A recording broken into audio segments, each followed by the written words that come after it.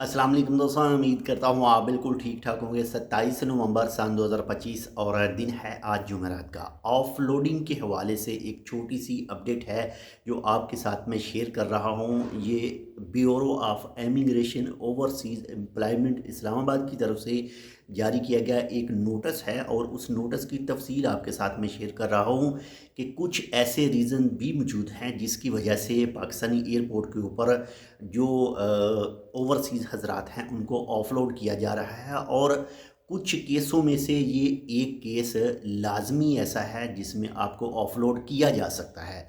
ये जो हालात हैं ये आपके साथ भी पेश आ सकते हैं, तो कोशिश कीजिएगा इस वीडियो को फुल देखें और इस वीडियो को अपने दोस्तों के साथ भी लाजमी शेयर कीजिएगा। पिक्चर आप यहाँ पर देख सकते हैं। पिक्चर में तफसील लिखी हुई है वो आपको मैं बता देता हूँ। बाकी इसकी फुल तफसील भी आप इस वीडियो के डिस्क्रिप्शन में भी चेक कर सकते हैं। तो bureau of immigration overseas employment Islamabad की तरफ से जो पिक्चर जारी की गई है, इस पिक्चर के मुताबिक कहा गया है कि हर वो फ़र्द जो वर्क वीज़ा हासिल करके यानी काम करने की गरज से अपने मुल्क से बाहर जाता है, वो चाहे किसी भी मुल्क में हो, चाहे सऊदी अरबिया, यूरोप, किसी भी मुल्क में हो, तो उसके लिए लाजमी है कि वो अपना जो प्रोटेक्टर है वो लाजमी करवाए। यानी जिन अफराद का वर्क वीज़ा है पाकिस्तान के अंदर पहुंच जाता है, तो उनके लिए तो लाजमी है कि वो अपना प्रोटेक्टर करवा कर ही उसके बाद में ही पाकिस्तान से आउट होते हैं, पाकिस्तान से बाहर जाते हैं। लेकिन जो bureau of immigration overseas employment Islamabad की तरफ से जो नोटिफिकेशन जारी किया गया है, उस नोटिफिकेशन के मुताबिक कहा गया है कि जो भी हजरात पाकिस्तान से वो चाहे फैमिली वीज़ा के ऊपर जाते हैं जो 2 ईयर का है, वो चाहे वीज़ा के ऊपर जाते हैं, वो चाहे स्टडी वीज़ा के ऊपर जाते हैं, वो चाहे किसी भी ऐसे वीज़ा के ऊपर जाते हैं जिसमें पाकिस्तान के अंदर जो है वो उसका प्रोटेक्टर नहीं करवाया होता और वो बैरून मुमालिक में मौजूद रहते हैं और वहाँ पर अपना वीज़ा जो है वो कन्वर्ट कर लेते हैं।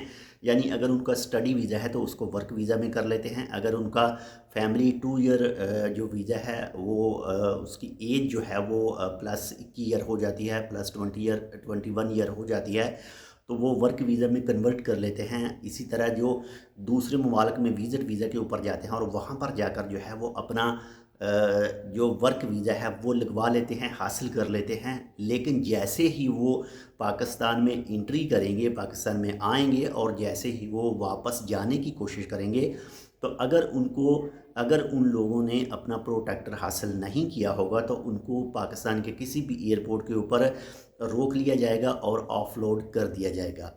यानी ये तमाम चीज़ों का जो मतलब है, ये तमाम नोटिफिकेशन, ये जो आपके साथ तफसील शेयर की है और ये जो पिक्चर है, इस पिक्चर के मुताबिक आप विज़िट वीज़ा के ऊपर, स्टडी वीज़ा के ऊपर, फैमिली वर्क वीज़ा के ऊपर बाहर गए हैं। आपने वहाँ पर रहकर, वो चाहे सऊदी अरब हो, वो चाहे ओमान हो, वो चाहे यूरोप हो, वो चाहे दुबई हो, वो चाहे मलेशिया हो, सिंगापुर हो, जो भी हो, आपने वहाँ रहकर जो वर्क वीज़ा हासिल किया है, जैसे ही आप पाकिस्तान आएँ तो आकर आपने लाजमी तौर पर अपना जो प्रोटेक्टर है वो लाजमी करवा लेना है, ताकि आपको वापसी जाने के वक्त जो है किसी तरह का कोई मसला पेश जो है वो ना आए।